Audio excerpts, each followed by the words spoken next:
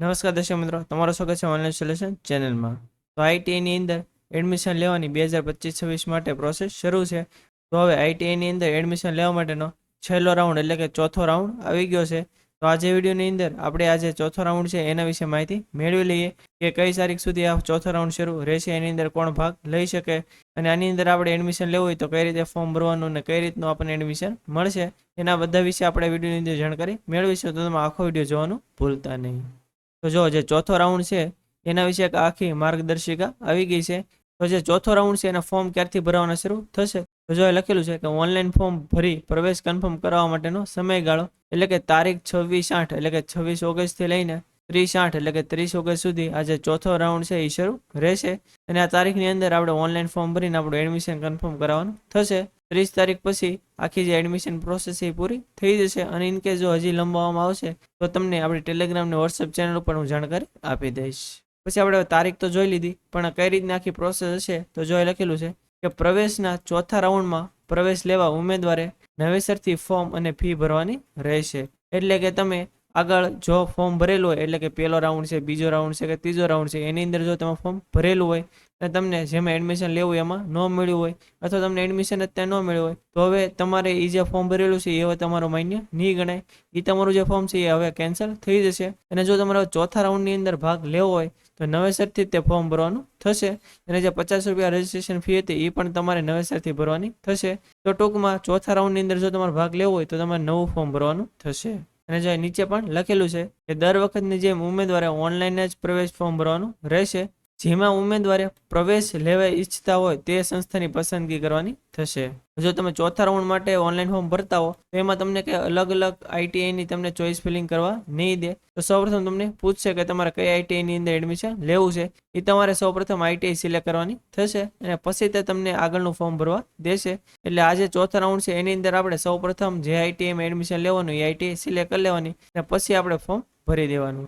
Online form કઈ રીતે ભરવું એના વિશે આપણે અલગથી વિડીયો બનાવેલો છે, એની લિંક જોઈએ તો આ વિડીયો ઉપર બતાવી છે અને વિડીયો ડિસ્ક્રિપ્શનમાં પણ આપેલી છે. એકવાર તમે વિડીયો જોઈ લેશો એટલે જાતે ત્યાંનું ફોર્મ ભરી શકશો. અથવા તમે આઈટીઆઈ જશો તો જ્યાં પણ તમને ઓનલાઈન ફોર્મ રૂબરૂ ભરી દેશે.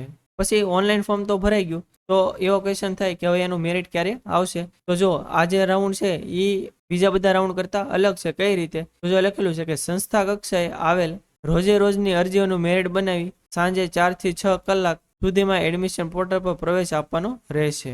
એટલે આ શું કહેવા માંગે છે, તો જો તેમાં દાખલા તરીકે 26 તારીખે ઓનલાઈન ફોર્મ ભરી દીધું. હવે જો તમે 26 તારીખે ઓનલાઈન ફોર્મ ભર્યું હોય તો તમને 26 તારીખે તે જે સીટ ખાલી હશે એની અંદર એડમિશન મળી જશે. પછી તમે 26 તારીખે ફોર્મ ભરશો અને 27 તારીખે જશો તો તમને એડમિશન નહીં મળે. ખાસ ધ્યાન રાખજો કે તમે જે તારીખે ફોર્મ ભરો એ તારીખે જ તે તમારે 4 થી 6 ની અંદર એડમિશન કન્ફર્મ કરાવી લેવાનું. બને તો આપણે 4 પહેલા એટલે કે 3:30 જ તે જે પણ આઈટીઆઈમાં તમે ફોર્મ ભર્યું હોય ત્યાં પહોંચી જવાનું. કેમ કે 4 વાગે જેવું મેરિટ બહાર પડશે એમાં વહેલા તે પહેલાની તકે આમાં એડમિશન મળશે. એટલે કે કઈ રીતનું હોય તો જો 26 તારીખે દાખલા તરીકે કોઈ એક આઈટીઆઈની અંદર 10 ફોર્મ ભરાણા, હવે એ 10 નું મેરિટ બનશે. પછી મેરિટ ડિસ્પ્લે થશે. પછી જેનું મેરિટની અંદર પહેલું નામ આવતું છે એને 4 વાગે પહેલા બોલાવશે કે એને કયા ટ્રેડમાં એડમિશન લેવું છે. તો જો એને જે ટ્રેડની અંદર એડમિશન લેવું હોય અને ટ્રેડની અંદર સીટ ખાલી હોય તો તેને તે ટ્રેડની અંદર એડમિશન આપી દેવામાં આવશે. પછી મેરિટમાં જે બીજા નંબરે છે એને બોલાવવામાં આવશે. એમ મેરિટને આધારે એક પછી એક બધાને બોલાવવામાં આવશે. અને ઇન કેસ જો તમારે જે પણ ટ્રેડમાં એડમિશન લેવું હોય એ ફૂલ થઈ ગયો હોય તો પછી તમને એમાં એડમિશન નહીં મળે, તો તમે બીજા કોઈ ટ્રેડમાં એડમિશન લઈ શકો છો. તો ટૂંકમાં તમે જે તારીખે ફોર્મ ભરો એ તારીખે તમારે 3:30 આઈટીઆઈ પહોંચી જવાનું. જેથી જો તમે મેરિટમાં આગળ હો તો તમને જે પણ તમારે ટ્રેડમાં એડમિશન લેવું હોય એમાં સીટ ખાલી હોય તો તમને એડમિશન મળી જાય. અને જો નીચે પણ લખેલું છે કે જરૂરી પ્રમાણપત્રો, જરૂરી ફી સાથે જે સંસ્થા ખાતે પ્રવેશ લેવા ફોર્મ ભરેલું હોય તે સંસ્થા ખાતે ઉમેદવારે હાજર રહેવાનું રહેશે. લાગુ પડતી ટ્યુશન ફી સરકારી તથા ગ્રાન્ટેડ એડ સંસ્થાઓ માટે ઓનલાઈન ભરવાની રહેશે. એટલે કે જો તમને એકવાર એડમિશન મળી જાય પછી તમારું ત્યાં ડોક્યુમેન્ટ વેરિફિકેશન થશે.